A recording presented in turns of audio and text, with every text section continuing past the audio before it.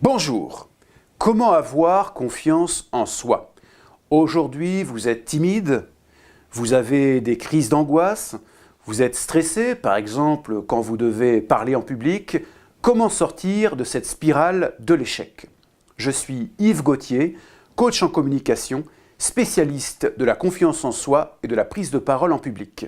Dans cette série de 4 vidéos, je vous livre 12 conseils pour gagner en confiance en vous. Règle d'or, je me présente sous mon meilleur jour.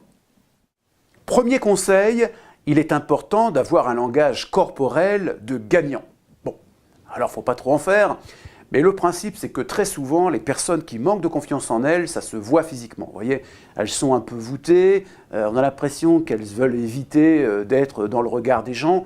Non, l'idée c'est qu'il faut se tenir droit, regarder les gens dans les yeux, une poignée de main ferme, et vraiment avoir une présence physique. Par exemple, dans le cadre professionnel, vous allez à un entretien d'embauche, voilà, vous arrivez, vous tenez droit, vous regardez la personne dans les yeux, vous avez une poignée de main franche, vous occupez l'espace, et le message que vous envoyez, c'est « je suis à l'aise dans mon corps, j'ai confiance en moi, j'ai confiance en mes compétences, et donc je suis quelqu'un digne de confiance ». Et aussi une chose, c'est que, vous l'observerez, quand on se tient pas bien, etc., la pensée suit et se relâche. Par contre, quand on se tient droit, vous voyez, on se sent plus fier et je dirais ça active d'autres circuits, d'autres neurones dans votre cerveau.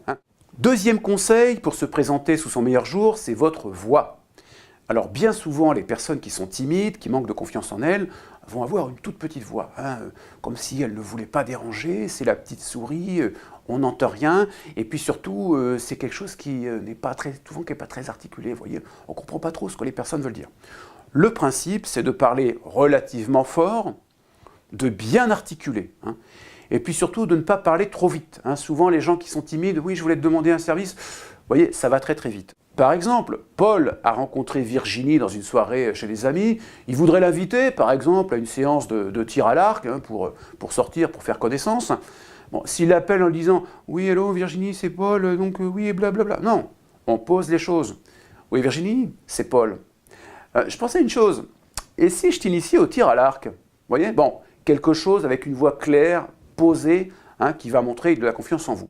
Donc là, le principe, c'est de s'entraîner en parlant chez soi, dans sa salle de bain, à voix haute. Et vous pouvez aussi, par exemple, quand vous avez des coups de fil importants à passer, prendre un petit moment pour répéter. Voilà ce que je vais dire. Oui, monsieur Martin, je vous appelle parce que je suis très intéressé par votre proposition d'emploi et donc j'aurais aimé savoir, blablabla. Prenez le temps de parler lentement et de vous entraîner. Troisième conseil pour gagner en confiance en soi, c'est de soigner votre look. Vous l'avez constaté, vous n'êtes pas forcément dans le même état d'esprit quand vous portez un costume ou quand vous êtes en jogging. Être élégant, avoir des petits détails qui vous distinguent, des boutons de manchette, un joli revers de veste, bon, ce sont des détails, des belles chaussures. Ce sont des détails mais qui vont vous donner confiance en vous. Donc déjà, vous serez, je dirais, mentalement dans un état d'esprit différent. Et puis aussi, les personnes en face de vous auront tendance à vous considérer peut-être avec plus de respect, parce qu'ils pourront se laisser un petit peu impressionner par votre look. Donc attention, soignez votre look. Pour les femmes, par exemple, soignez votre maquillage. L'idée, c'est que vous pouvez booster votre confiance en vous par des choses simples, en étant d'abord plus élégant. Alors en conclusion de cette partie, je dirais que se présenter sous son meilleur jour, c'est d'abord pour soi. C'est d'abord pour se faire plaisir soi.